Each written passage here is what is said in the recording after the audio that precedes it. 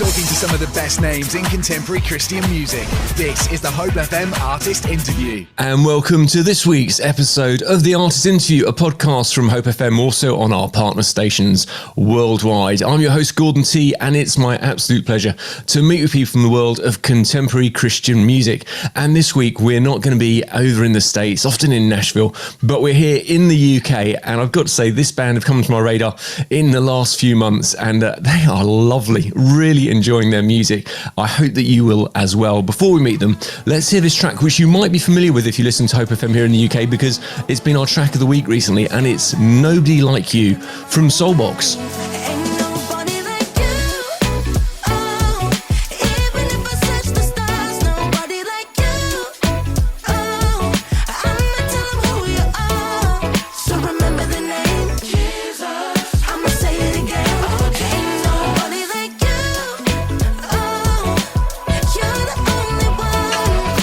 And that was Nobody Like You by SoulBox, and they're here right now for the Artist Interview. Hey Sammy, hey Ben, how you doing? Hey, we're good. Thank you so much for joining us. Now, I guess lots of listeners won't be very familiar with you guys. They won't have had the opportunities I've had to meet with you in person, see you on stage, doing some great stuff. Big Church Day Out, or Big Church Festival, it's now known. That was epic. I hope you really enjoyed that. Before we chat about all those sorts of things, tell us a little bit about your life history. If both of you want to tell us a bit about maybe how your faith journey's gone and how that's interrelated with your music. So who's going to go first? Ben, Sammy? Ben, you've been picked, Ben, it's you. I've been chosen. Yeah, so for me, I mean, I grew up in a Christian family for like about 3 years, and then my parents got divorced. So there was a lot of kind of mess there. But then, so I kind of heard Christian like theologies from my dad a lot, because he would take me to church, and which was great. But I kind of didn't really understand it and take grasp of it and really start living out my faith until about the age of probably 18, 19. And there was kind of a lot of stuff that happened in between that, which was like amazing.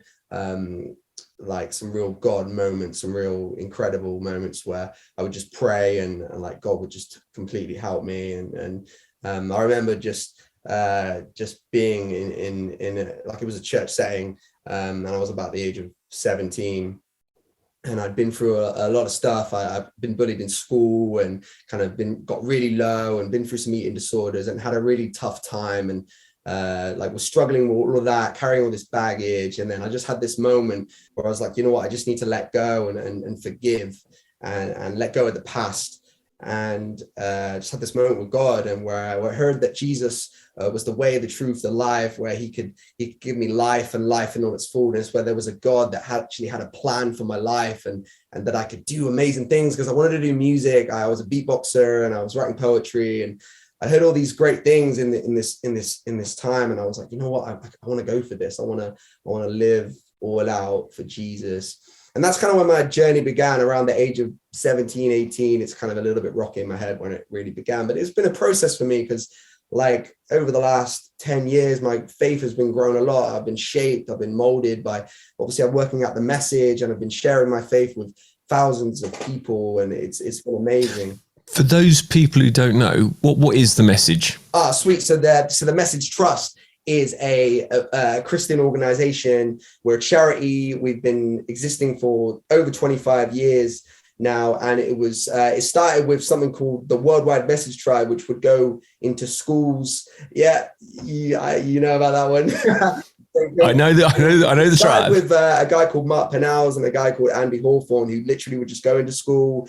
Mark would play the guitar, and Andy would just talk to the young people about Jesus, and it's kind of was birthed there, and it's become this massive organization.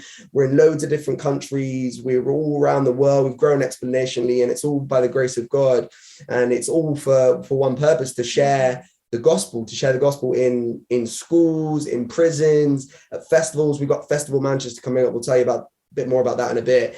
But there's loads of stuff happening. But so the Message Trust is a charity that works in schools primarily, but then loads of different other places as well as that. Okay, so that's what SoulBox comes under, is that right? So yeah, so they kind of employ us as a band So to go out. So we're kind of like a mini version of the Worldwide Message Tribe because it was birthed. So we're the message kind of acts as our label. If you want to think about it like in musical terms, they send us out to do shows, to do music. So they employ us in that way. That's cool. If I could just rewind a sec there, Ben. But you mentioned something just almost in passing where you mentioned that you had eating disorders. And you know what? I love it when people are honest and authentic on the show.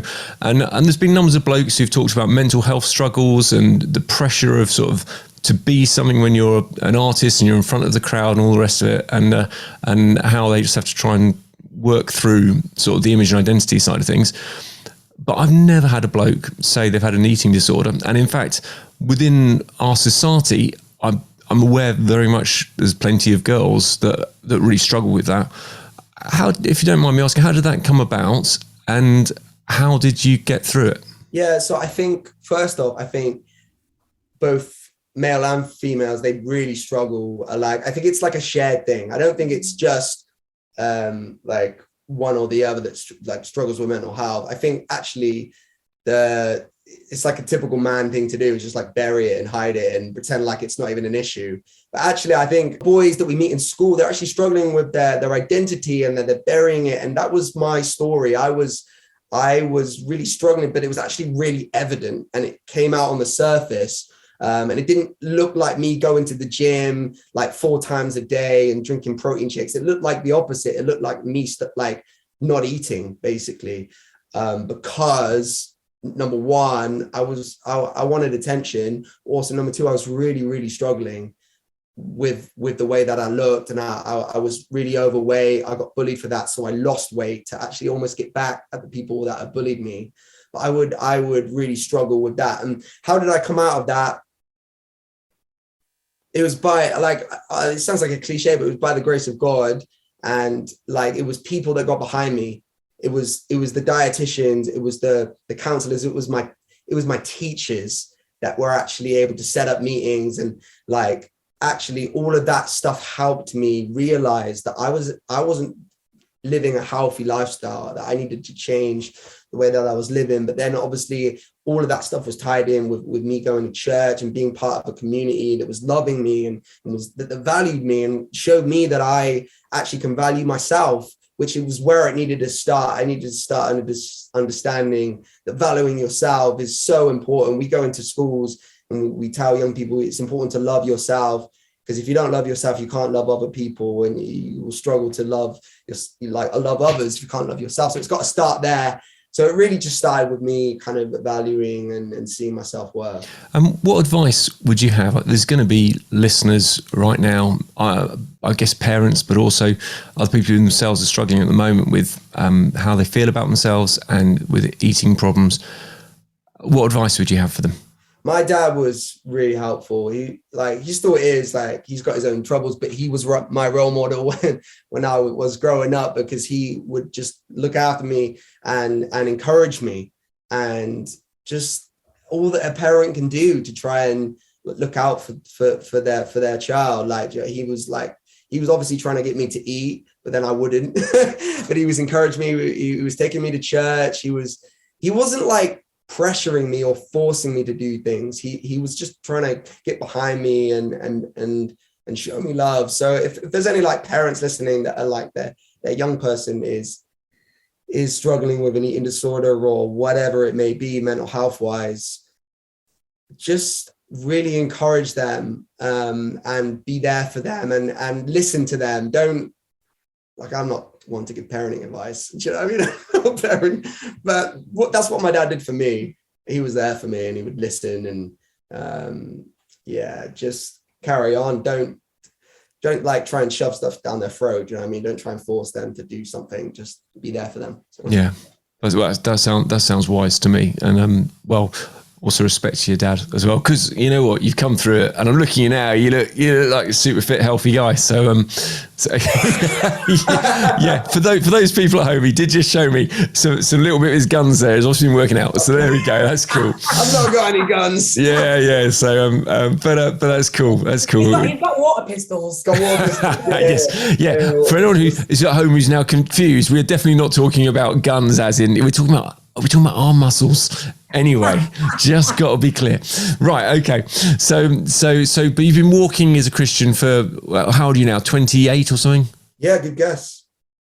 Is that spot on? Yeah, that's correct. Okay. Well, I just did the maths. I just added 10 onto 18. It wasn't that hard. So that's okay. So 28 now, 10 years as a Christian.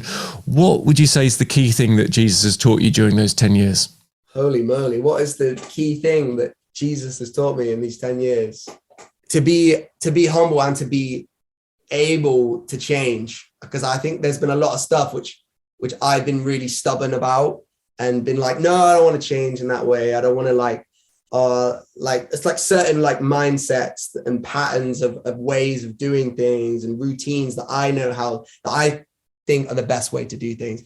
Actually, by the grace of God, like I've been able to slowly, and it's been hard and he's been chipping away at me. But like, I think there's really good stuff that I've learned in the last 10 years that has been able, so I can grow. Do you know what I mean? I've been able to grow because God's stuck with me, and you know, he could have like threw me to the sideline and like he's like, this guy isn't learning anything. Do you know what I mean?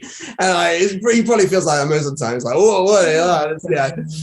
No, honestly, I think it's, for me, it's about being able to change and being able to like not be so stubborn. Yeah, being malleable and allowing God to actually keep leading you. Because that's, I've got to say, I'm a little bit older than you're 28, and I'm still discovering that God's got new things to teach me all the time. And so I've got to say, I think that it's a lifelong process.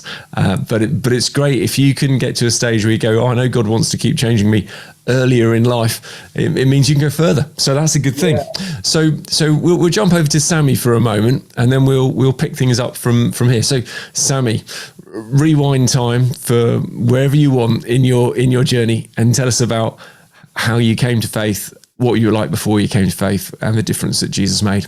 I'm quite similar to Ben in the sense that I grew up in a Christian family. So from as young as I remember, like my mom has just always loved Jesus and has always been like, my kids will love Jesus. Like I remember being a young person and my mom would be like, Samantha, one day my daughter, you will tell lots of people about Jesus. You know, he loves you, has a plan, a purpose for your life. And I used to just roll my eyes and be like, I don't really want to do that. I kind of want to be Beyonce, you know. I want to grow up, get on a stage, drop it like it's hot, pick it back up. You know, that's what I wanted to do with my life. Genuinely, that's what I wanted to do. But now I'm So you don't think that the description of you as the Christian Beyonce, do you think that's not accurate then? Well, I've got blonde braids at the moment. I'm really still trying. Yeah, okay, so you're partway there. And you're on stage and you're singing. So hey, if you say I'm the Christian Beyonce, I'm just gonna go and write that down and be like, I'm gonna write that down. Yeah, put it in your journal and go back to your mum and say, Mum, guess what? I am the Christian Beyonce. So okay, so your mum was absolutely convinced that you were going to tell people about Jesus, but you wanted to be probably not the Christian Beyonce. You just wanted to be like Beyonce. Okay. So how did that outwork? What was your life looking like? So at that time, like I fell in love with music at a very young age, and I was actually recently at Park Life because one of my friends was like running a stage there. So he was able to like get me like a free ticket. And I used to travel around Manchester with loads of different friends, loads of different like artists now who were like doing amazing things in the music industry. But I made myself a part of that group, and I wanted to like use music and do all these different things. And my lyrics were not in any way, shape or form probably like encouraging to myself or other young people that were listening to what I was writing at the time. I just had like this view of life that like, you know, you have to talk about things like sex and relationships from like a way that's not actually useful or helpful. So I used to write a lot of lyrics back in the day, just like about partying, clubbing, drinking, like doing drugs with my friends, all these different things. I look back and I was like, what the heck was I writing about? It's awful. So what age were you at that point? At this point now, I'm like about between 16 and 18. And if you don't mind me asking, the lyrics that you were writing about there with the party life scene, were you just writing the lyrics or were you living that out as well? Yeah, me and my friends were living it out. It's just kind of like what you did in college and all that kind of stuff. So I used to just go out clubbing, doing all these different things, turning up to church on Sunday to keep my mom happy as well, with like last night's makeup. It's crazy. So there were the two sides to you. Yeah, exactly. And I think a lot of young people in the church really do go through this like one foot in, one foot out. And I think what we're looking for is we just don't understand how life with Jesus is the best adventure ever.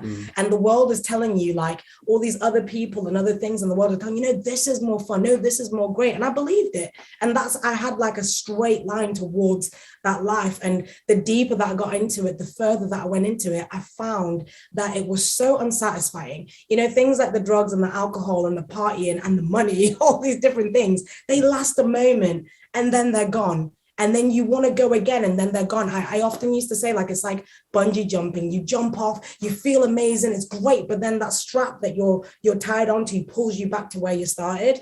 And I think for me, I found that I was emptier and lonelier and wanting more attention than like I wanted to begin with. And it just was this ongoing cycle.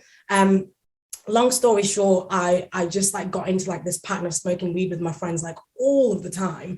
And I ended up with drug-induced anxiety and depression. So I had like a really bad reaction to it. And I was just like anxious and depressed and so low for a very long time. And I didn't know what else to do. And nothing was fixing it. More partying wasn't fixing it, more drinking. So because I've heard, sorry to interrupt, but I've heard people say, oh, they want, because they're anxious, they're smoking weed because it helps them chill.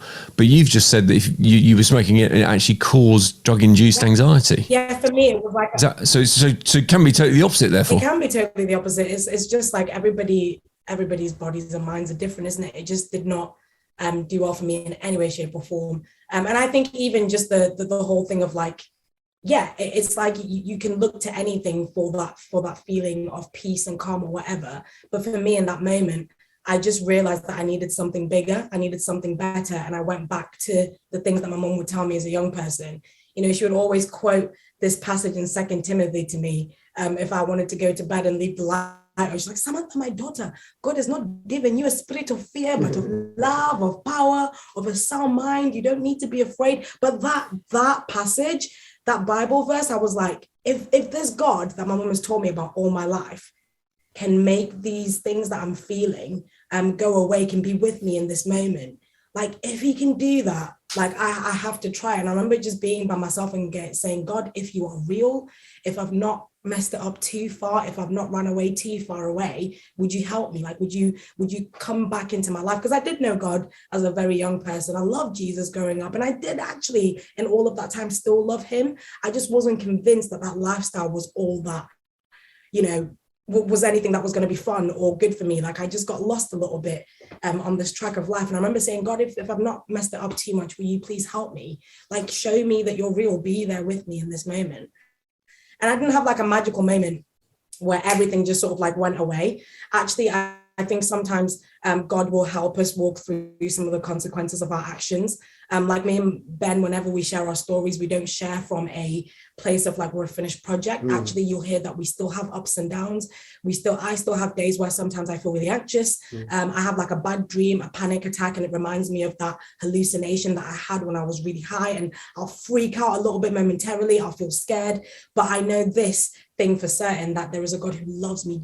Jesus is with me, and in the anxiety and the questioning and the downness of it, he promises that if I come to him with these feelings that I'm feeling, if I come to him and I'm thankful for all the amazing things that he's done for me, that his peace, which surpasses all understanding, it goes beyond all the fear that I feel, all the questioning, all the like the depression, all these different things. His peace goes beyond all of that stuff, and it comes to guide my mind and my heart if I stay within him. And that's a promise that I hold on to when I feel those things. They don't go away, they're still there. You're not promised an easy life, you know, like Jesus says, like, in this world you will face trouble, but take heart because I've overcome the world. And that's the God that I've journeyed with, who's been with me in that time when I came back to him. And and I found, aside to that living with Jesus is the most fulfilling thing. I don't have a Beyonce lifestyle, you know, and by any means or whatever, But man, the riches that come from going to speak to young people and seeing that what you've been through, what God has taught you, introducing them to God and seeing their lives changing or their lives changed and transformed, it is the most fulfilling thing ever. Yeah, I don't have millions of pounds and this crazy whatever it is, but I know friends who do, and they're not really satisfied and they're not fulfilled a lot of the time. And I think the friends that I know who have Jesus, who have success or no success, have something that's consistent and fulfilling. And that's kind of like what I hold on to now as a person. Wow. So that is actually really cool. I love your honesty where you say actually still sometimes there's struggles, but Jesus is always there. That is great. So, and I'd like to know a bit about in fact, this is what I want to really know. Did both of you come into contact with the Message Trust before you started working for the Message Trust? How did that relationship sort of start? So I'm from a little town called Hereford, and the way that I came in contact with the Message was there was a guy at my church who was like, oh, this is a thing that you should get involved in. And he showed me a little pamphlet or flyer, whatever you want to call it. He was like, you should definitely contact this guy because you should get involved in this. It's really cool. And what he was talking about was actually a thing called Academy, which is, we're actually in the Academy managers. It's right behind us. It's literally Academy. Yeah, I can see this. It looks very cool. Yeah, it's very cool. So he was talking about going to do this course called Academy, which was then called Genetic. But he was like, you should do this. It's a 10-month course, and like you'll learn music and you'll learn how to preach the gospel and you'll learn how to be a youth worker. And I was like, sounds dope. And then I didn't think about it for 4 years. It wasn't 4 years. It was like 2 years. I exaggerate, sorry. And then I was like, oh, I should go do that. And then when I was 21, I came and joined the Academy and just did a whole lot of stuff before that. But yeah, and I learned amazing skills. So that's kind of where I first heard about it. And then I got involved for Academy, did an internship, and then joined SoulBox 2 years later. Yeah, pretty much similar. So at that time, when I'd had this big, massive turnaround in my life, I was actually working for a substance misuse charity. So they helped people who struggle with drugs and alcohol abuse. And I was going into youth clubs and schools and helping young people understand the effects of drugs and alcohol. I was running alcohol-free events in Manchester to promote, like, you can have a good time without alcohol. But the charity I was working for was amazing, but it wasn't a Christian charity. And at that point, I was meeting all these young people who were really struggling. And I was like, I can give you all these stats and all that stuff. And it's amazing. It's brilliant to know. But there's something that has happened in my life which has actually helped me in a way that's like brought all these other things like deeper and further and anchored it. And it's like knowing Jesus. But I couldn't share that with them unless they asked me questions, because you're not allowed to do that. And then I was invited to this gig called Thursday Night Live, and I met my friend called Rachel Sylvester, who takes a lot of the pictures for SoulBox. She does. Fantastic photographer. She was actually doing all the stuff at Big Church Festival this year. She's fantastic. Go on, say her name again, give her a plug. Rachel Sylvester. That's who you need to look up. You need photos for your event. Rachel Sylvester's the one. Yeah. So she told me about Message Academy. She was like, oh, mate, what you're doing is brilliant. You can actually do the same things, but talking about Jesus. And then I did Academy as well. And then I did an internship and then joined SoulBox a year after it had started. So that was cool. So you joined SoulBox a year after it started. But as far as I know, SoulBox is Sammy and Ben. So is SoulBox sort of a rotating lineup? It started with me and a guy called John. He now works for Youth for Christ. He's doing some amazing things. But then he kind of, no, he didn't leave. Then Sammy joined a year later, like she said. So when it started in 2017, 2018, Sammy joined. The band got way better, I'm not going to lie. And it was amazing. And then John has left a year ago. Okay. Did the band get way better? No, I shouldn't ask that question. But it got way better when Sammy joined. That's great. The thing is with message and music is everything that we do is for the sake of just like sharing Jesus with like people. So like the teams as they stand are like obviously employed by the message, but whatever rotations happen, changes or whatever, as long as like the identity and the DNA of sharing Jesus is still there, we're not really bothered, sort of like the vibe or whatever. But it's quite interesting because when the band started, our manager Tim had always wanted it to be like a 3-piece, but now we're a 2-piece and it's actually going okay. Yeah, it's pretty cool. So yeah, it's pretty cool. Would you say you're great friends? Well, I mean, I think friends is a stretch. I'd probably no, I'm joking. It's so, do you know what it is? The work that we do is so deep. It's so deep, and it's through thick times and it's through thin times, it's through bad days and good days. You get a bond that is almost like family. Like I would describe Ben when anybody asks me like a brother. Like that's literally what it is. Like you're with each other in the ups and downs. Sometimes you don't speak to your brother. Sometimes you don't speak to your brother. Sometimes you want to hit your brother, but there's this ongoing love there, which is just like so cool. So I think over the years we've developed like a real cool friendship and a community. Yeah. Alongside each other. You're so annoying. Like a brother. Yeah, exactly. There you go. So musically, let's find out about that. Who actually is musical out of the two of you? Both of us. Oh, that's good. A good answer. Phew, I thought it might be that. What? Nothing came to me quick enough. I was like, no. So what musically do you do? What's your different gifts? What's the things that you bring to the table? Sammy is a sick, sweet soul singer. woo, And I'm not gonna lie, she's a pretty dope rapper too. woo, woo. Yeah. And her songwriting is like, whoa, Whoa, off the that's chart. 3 compliments right there. I'm counting. That 3 on a roll. She doesn't produce. I wish I could produce. It's really sad. Actually, if you put in the work, and you'd probably be a sick producer. And so so that's the kind of soul element of SoulBox. And then the box element, you might have guessed, I'm a beatboxer. Yay. So I beatbox. So we put soul and box together and we got SoulBox. But then I rap on top of that as well. And he produces. And he does spoken word. And I do auto-tune singing as well. You should hear it. So Okay. So and writing the lyrics. So you both are lyricists. Yeah, so the way that a studio session normally works is, we both are lyricists, but we will go into the studio and we'll meet with our producer, Geek Boy, also known as Al Swettenham. He's an incredible guy. Yeah. And we will sit with him. He'll write the track. He'll create the whole instrumental, beat, guitars, pianos, all of it, synths, everything. Crazy whale sounds. It's amazing. You brilliant. should listen to it. I have been listening to. Don't tell me I should listen to it. I've done that before the interview. Cheeky boy.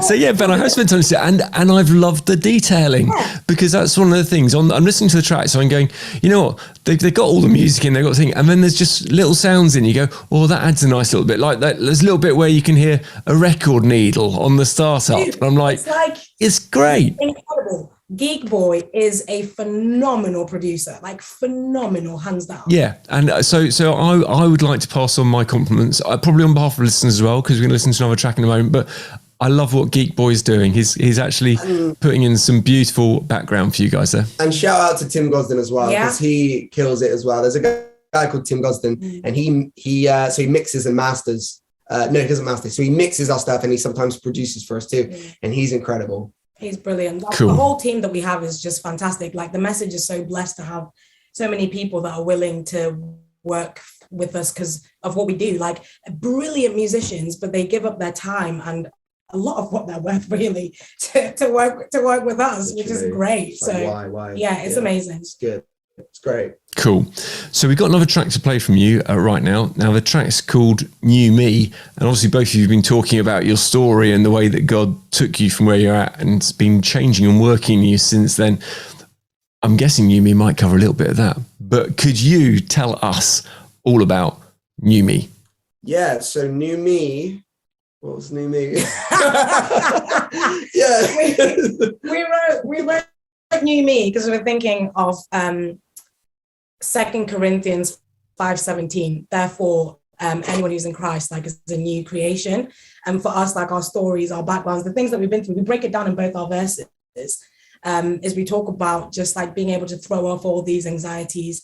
We're not going to be shook anymore. We're not going to be shaken by it, but we're going to put like our trust in Jesus, and he makes us like a new creation, and he brings like good stuff out of it also. Yeah, it's really good. It's an invitation for like the listeners to throw off the things that are like burdening you, to throw off the things that are weighing you down, and find the hope in Jesus, because he brings so much like hope and all that stuff, and he promises to be with you in it all. I think, it's a really cool track because it was our new track as a duo. It was like our first one. So I think, and it's just some really powerful stuff in there. Sammy goes into her story in there a lot, and I love that. And it was like a new phase, like for SoulBox New Me. So, and we did like this incredible video. If you have the chance, check out the video, because I'm not gonna lie, it's one of the best videos that's ever been produced by the Message Trust. Like, it is incredible. Whoa, that is big things right there. It's massive. Hey, what can I say? Rachel Sylvester partnered with Ryan Griggs. That is an incredible duo. Like, they're fantastic. Shout out to Ryan. He's part of a band called Social Beings. Like, you should go check their music out. He's incredible. So they partnered together and made something amazing. It looks like we're on Mars. It's great. Wow. And I'm guessing we just go along to YouTube to see that. Yeah. Yeah, you'll find it. Yeah. SoulBox New Me, search on YouTube, you're going to get it. Right now, thank you so much, guys, for all you shared. This is your track, New Me. My worries ain't got a hold of me. I was lost, now I'm found, I don't wanna leave. Ain't gonna be shook no more, no more, no more, yeah. Cause I'm a new me, new me, new me. So free, so free. I've been changed, I ain't ever the same. I ain't going back in Jesus' name. Cause I'm a new me, new me, new me. So free, so free. He took away my shame when he took all the pain. I ain't going back in Jesus' name. Cause I'm a new me. And that was New Me by SoulBox, and I'm so pleased to say that SoulBox is still with us here on the Artist Interview. Hey guys, thanks so much for all you shared. It's been a journey. It's been a joy listening to you. You've got so much passion, and you're making me laugh as well. But some of the topics you've touched on, they are really serious topics, and I think stuff about being new creations and the things that actually get into our lives that stop us from walking forwards in those things can be huge barriers. And sometimes we can think, you know what, it's too much, it's too big, but it's never too big for God, no matter what's there. And it'd be great right now if one of you was happy to pray for our listeners off the back of the track New Me and the stuff you've been sharing. Yeah, absolutely. Yeah. Thank you, Lord, for everybody who's just heard that track. Thank you that you enabled us to do music. We're grateful for who you are, for your grace, for your peace, for your mercy and your hope that is within that track. I pray that it would just have spoken to so many the listeners of Hope FM. I pray it would bring hope into despair. It would bring peace into the chaos. It would bring love where there's hate. I pray, God, would you just restore? Would you fulfill the broken? Would you just raise up the dry bones, Lord? I pray that there would be life, and life in all its fullness to every one of these listeners. In Jesus' name, amen. Amen. And obviously you guys are normally ministering to young kids, maybe schools, colleges, things like that. But today, obviously, there's going to be people who are older in life as well who are listeners on this journey, but we're all still on a journey. I just want to encourage you, you know what, you might be thinking, oh yeah, if only I'd started when I was a kid, this would have been easier. But your journey maybe with Jesus has started more recently. And I just want to say to you guys, there's always more. Don't think that you've missed the boat, because God always wants to go deeper with each and every one of us. He doesn't pass us by and go, no, you're too late. There isn't that. You know what? God cares for you. So that prayer that was prayed just now, that's for you. I just want to make sure that you take the goodness of God with you this day. Thanks very much as well, and for all you've shared. But I would say, if you're listening to this interview and you're not sure really who this God is that Sammy, Ben and Gordon are talking about, do pop online. If you're in the UK, go to findachurch.co.uk, because there are many great churches that would love you to find out more of God's love. And if you're listening on one of our partner stations worldwide, contact the station directly and just say, hey, could you find a good church for me? I'm sure they would love to recommend one. Okay, so you've told us a little bit about your history. You told us about how you got together. Tell us right now about what's been your highlight of being SoulBox. The highlight of being SoulBox. Yes, just so you don't have to say this interview right now. It would be cheesy, and I'll take it. But I was going to say that. Other than that, other than this interview, what is there, buddy? Gosh, there's been a lot of highlights. I think you could round them up into one big one. It's just, we do have a lot of fun when we go out on the road. Obviously, we love being in the office. We love creating in the studio. We love doing all that stuff. But there's always just funny stuff that happens in schools and on the road. We travel with our friends as well. There's different bands that work here. We were on the road with them literally Friday just gone, and we did a gig with them, and it it's just fun. It's just like there's a good atmosphere when you do a gig. It's like people were excited. Do you know what I mean? Like excited to do the music, excited to preach the gospel. So I know that's not like a specific highlight. Maybe Sammy's going to share one specifically, but I think just as a general and as a whole, we love going out on the road and being out because that's what we're designed and that's what we're created as a band, but also like as creatives, I think like to do as well, to share and to share what we've made, to share what we've created, whether it be like a talk, a preach, a sermon, or like a piece of music. We just love like doing that and like being able to share it with other people, sharing hope with other people, and it can just be fun. I don't know. Have you got any more specific? I agree. That was very specific. I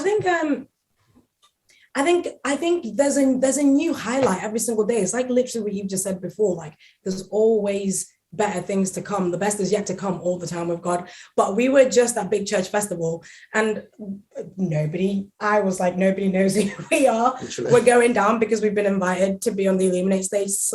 Our friends LZ7 like do amazing things all over the UK and they're very well known. So we're just like dotting about because we're like, oh yeah, let's go down and have some fun. And we see this young person come up to us when we're like taking photos and doing all this kind of stuff in the merch stand, and he says, you might not remember this, but in lockdown you guys messaged me and like I was having a really down time. I was really low. He went into his own words of saying that, but he just basically was feeling really hopeless and really down.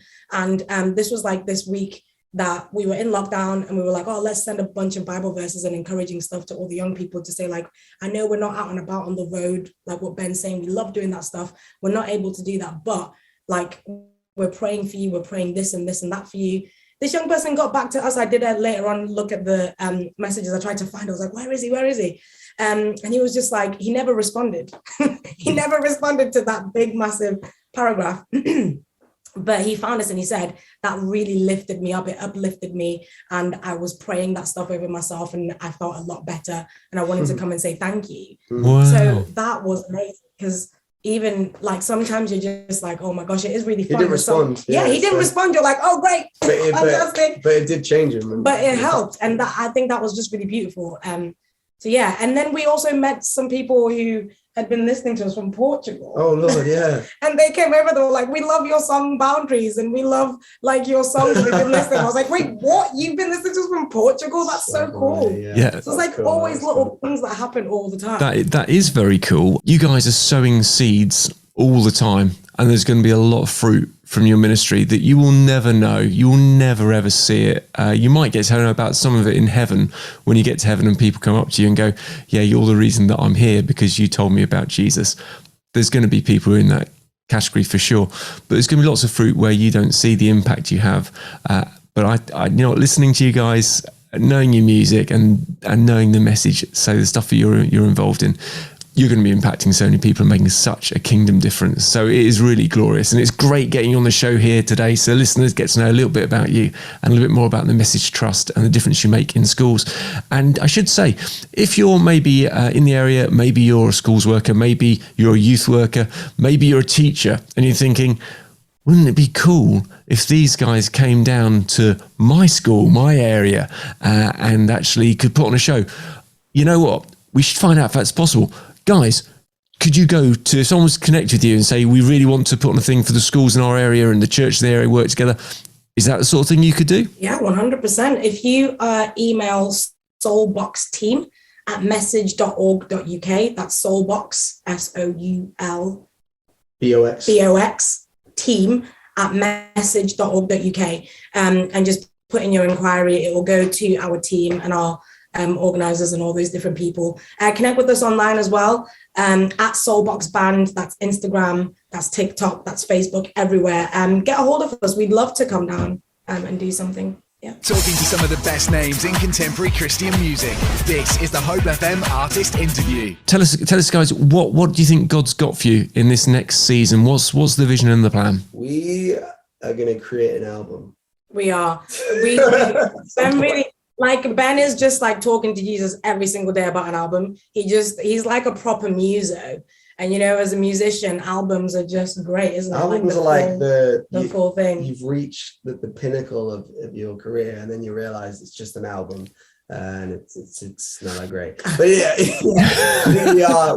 we do want to create one, but we'll see how it goes. Maybe we won't. We've got a massive thing coming up at the 1st of July that I knew Sammy was eager to tell you about. So go on. Yeah, we've got Festival Manchester. So for anyone who's listening from the north on Hope FM, I'm not sure if you have any people, but also the south, come on down. We broadcast across the UK online. Even if you can't exit FM, it's online as well, and there's a podcast. So for sure, there's going to be people around there. We've got the largest free music event happening in Manchester at Wythenshawe Park on the 1st to the 3rd of July. It's called Festival Manchester.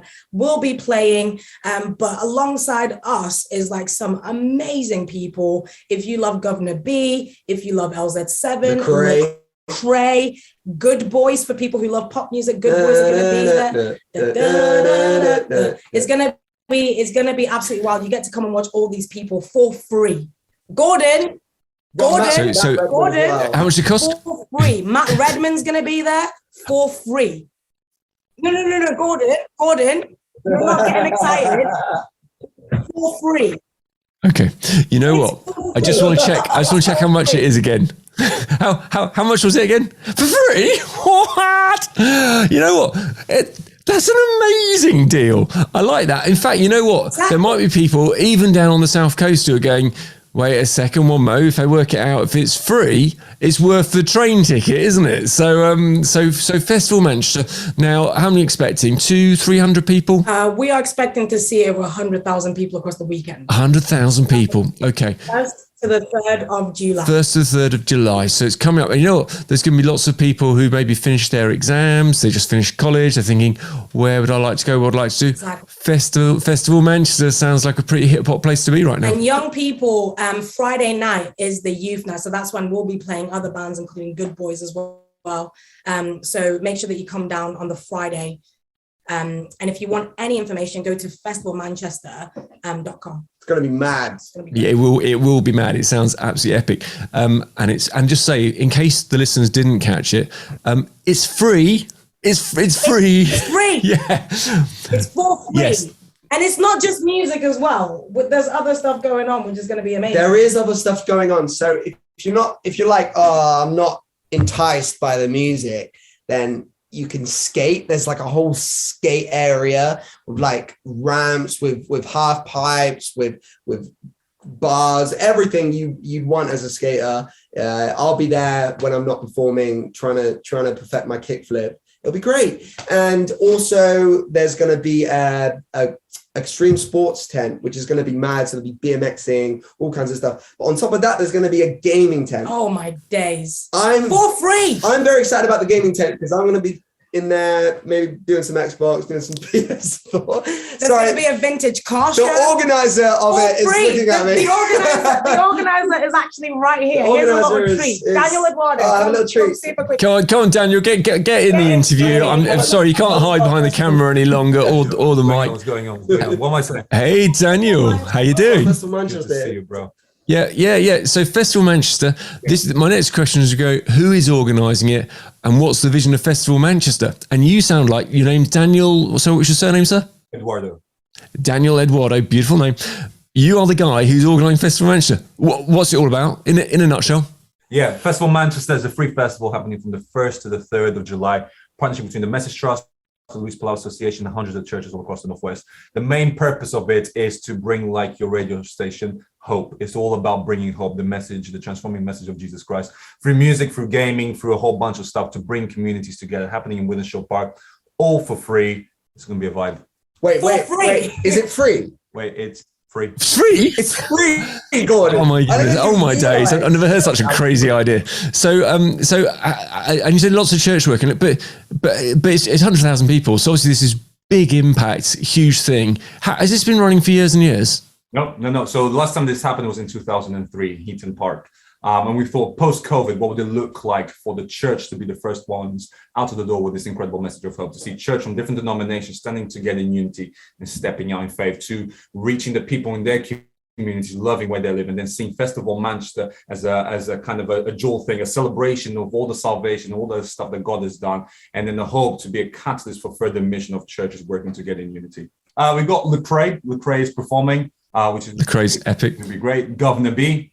We got Kingdom Choir that performed at the royal wedding. We have Matt Redman as well. It's going to be leading worship, and actually going to be closing off the festival on the 3rd of July. So there'll be this incredible moment of thousands of people together singing, and then we're actually having a 1,000-piece children's choir performing alongside Matt Redman as well on 10,000. For a moment, you know, I thought you said it was 1,000-piece children's choir, but that would be utterly impossible because that's too many people. 1,000. That's what I said.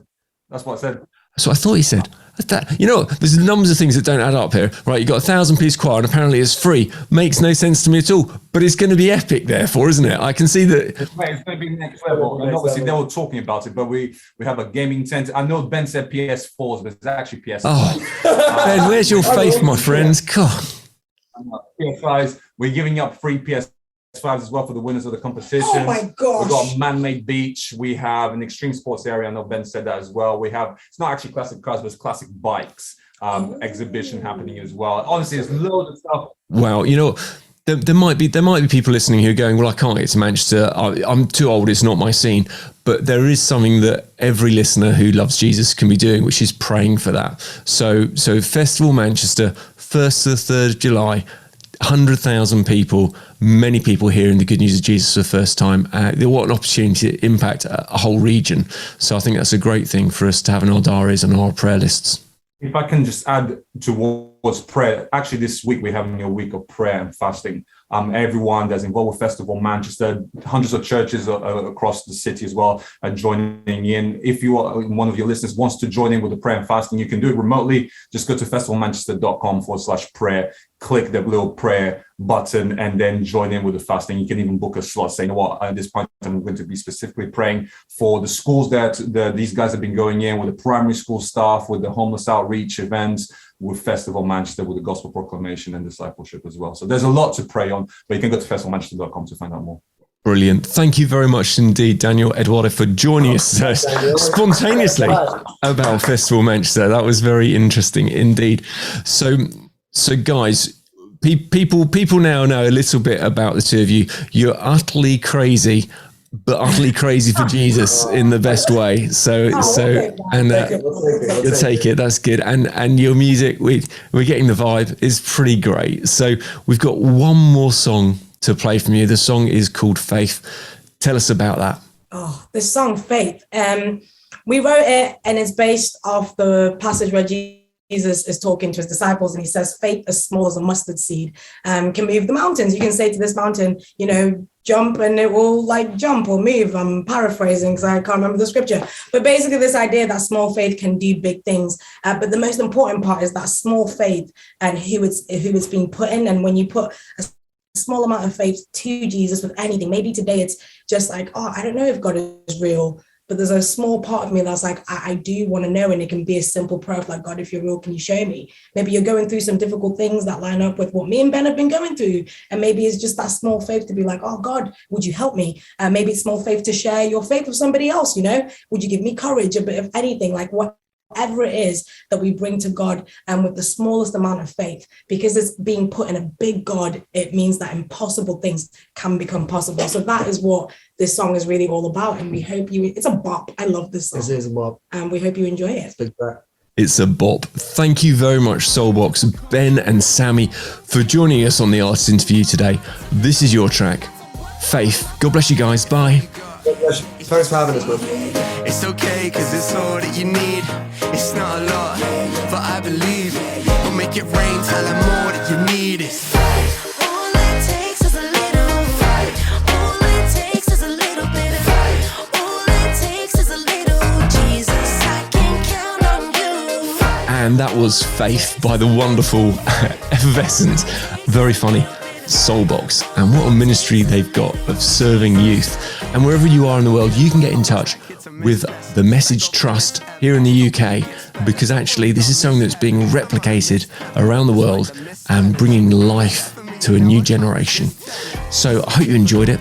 There are many other interviews for you to enjoy as well. Just pop onto your favourite podcast platform and search up The Artist Interview. I've been your host, Gordon T. Thanks so much for joining me. I look forward to being with you for the next episode. God bless. Talking to some of the best names in contemporary Christian music. This is the Hope FM Artist Interview.